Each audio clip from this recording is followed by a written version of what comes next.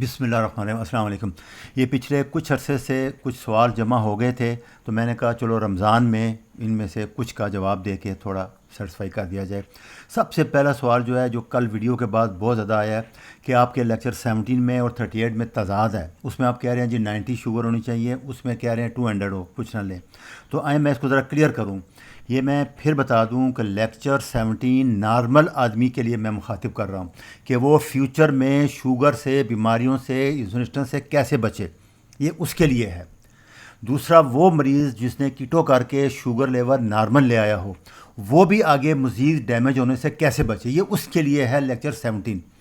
یہاں کوئی پری ڈائبیٹک ہے جو چاہتا ہے کہ جی میں احتیاط کروں، اس کو میں مخاطب کر کے کہہ رہا ہوں کہ آپ ہر کھانے کے بارے میں فضول چارٹ، جی اے انڈیکس، یہ کچھ نہیں کر سکتا کوئی بندہ بھی۔ ڈاکٹر کے پاس بار بار جاؤ گے، کیسے بتا؟ ان کو میں نے کہا تھا کہ آپ جو کھانا کھا رہے ہو اس کو سامنے رکھو، اپنی شوگر ٹیسٹ کرو۔ فرض یہ 90 شوگر تو شوگر والے مریض کی ہو ہی نہیں سکتی، وہ تو 150-200 آئے گی فاسٹنگ۔ تو یہ نارمل بندوں کے لیے ہے، چیک کرنے کے لیے کہ کون سا کھانا ان کے لیے فیوچر کے لیے بہتر ہے۔ یہاں کوئی پری ڈائبیٹک ہے، یہاں جیسے جس نے ریورس کر لیا ہے وہ احتیاط کرے، بجائے اس کے کہ لمبی چوڑی ڈائٹ پلان یہ وہ، تو وہ پہلے شوگر ٹیسٹ کر لے، فرض کرے 90 آئی ہے، اس کے بعد وہ کھانا کھا لے، تو 1 گھنٹے بعد کرے، 1.5 گھنٹے بعد کرے۔ تو اس میں بیسٹ لا یہی تھا کہ 30-25 سے اوپر شوگر نہ جائے، ایسے کھانے کھائیں۔ وہ لیکچر آپ سن لیں 17، اس میں نے جیسے بتایا چکن ہے، لیگ پیس ہے، فروٹ ہے، سلاد ہے، اس میں 5-5 6-6 بڑھ رہی ہے، یہ ڈائٹ کھائیں۔ شوگر صرف اس ٹائم بڑھتی ہے اور انسولین آتی ہے جب آپ کاربوہائیڈریٹ کھاتے ہیں۔ تو نارمل ایک کھانے میں ڈوز جو ہے 10-15 گرام سے زیادہ نہیں ہونا چاہیے کاربوہائیڈریٹ کا۔ یہ فیوچر کے لیے ہے، نوجوانوں کے لیے ہے، پری ڈائبیٹک کے لیے ہے، اور وہ میرے مریض جنہوں نے کیٹو سے اپنی شوگر ریورس کر لی، یہ ان کے لیے لیکچر 17 کا فارمولہ ہے، ان کے فیوچر کے لیے۔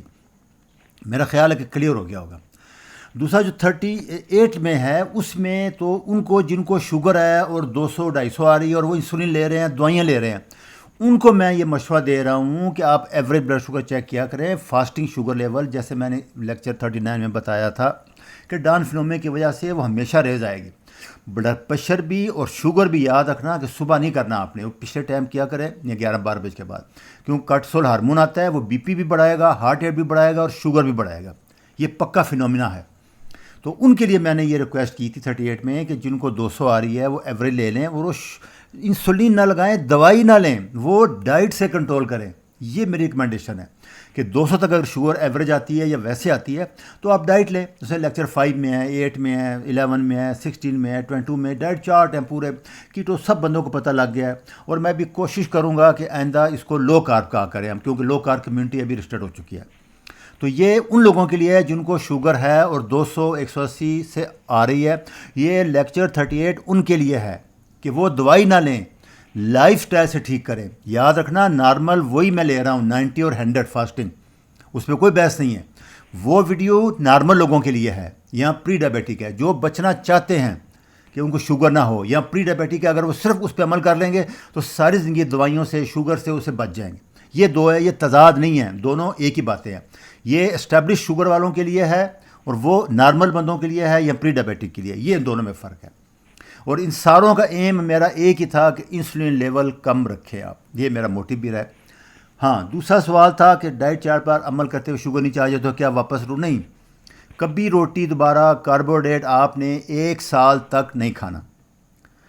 اس کا وجہ یہ ہے کہ 3 سے 6 مہینے میں سارے باڈی کے سیل ریجنریٹ ہوں گے، نئے آ جائیں گے، ینگ سیل آئیں گے، آپ کا باڈی اوورال ہو جائے گا۔ اس کے بعد انشاءاللہ میں نے اگست میں یہ ویڈیو بنائی تھی، تو میں اگست میں جب 1 سال ہو جائے گا پھر میں آپ کو نیا ڈائٹ پلان دوں گا، سب کو جنہوں نے ریورس کر لیا کہ وہ روٹی کیسے کھائیں، کتنی کھائیں، کس ٹائم کھائیں اور کیا کھائیں، یہ 1 سال کے بعد، تاکہ ایک دفعہ سارا جو ڈرٹی فیٹ ہے وہ برن ہو جائے، سیل سارے ہمارے باڈی کے 3 سے 6 مہینے میں نئے ہو جاتے ہیں۔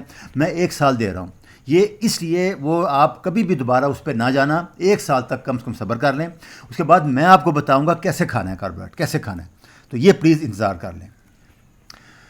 تیسرا یہ سوال آ رہا تھا کہ کیسے پتہ چلے گا کہ میری شوگر جو ہے ریورس ہو گئی ہے، تو وہ میں نے آسان طریقہ بتایا تھا کہ نارمل جو سٹینڈرڈ ہے وہ HbA1c جو 3 مہینے کی ایوریج شوگر ہوتی ہے وہ 5.3 ملی گرام سے نیچے آ گئی ہے آپ کی، اور فاسٹنگ آپ کی 80-90 آ رہی ہے، اور فاسٹنگ انسولین اگر آپ افورڈ کر سکتے ہیں وہ 5 یا 4 یا 6 نینو گرام پر یونٹ سے کم ہے۔ یہ آپ نے چیک کر لینا ہے. یہ اس کا مطلب ہے کہ 100% آپ کی ریورس ہو چکی ہے. آپ اس کو 1 سال تک اسی جگہ مینٹین کرنا ہے آپ نے.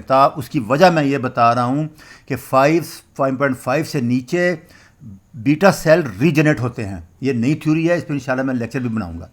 اسی میں بار بار کہہ رہا ہوں کہ 90-100 اگر فاسٹنگ رہے اور 5.3 5.4 5.5 تک HbA1c رہے تو بیٹا سیل ریجنریٹ ہوتے ہیں, 6 سے 9 مہینے لگتے ہیں. تو برائے مہربانی اس بات کو سمجھ لیں کہ آپ 1 سال تک اس کو نہ چھوڑیں, 90 پہ رہے, 80 پہ رہے.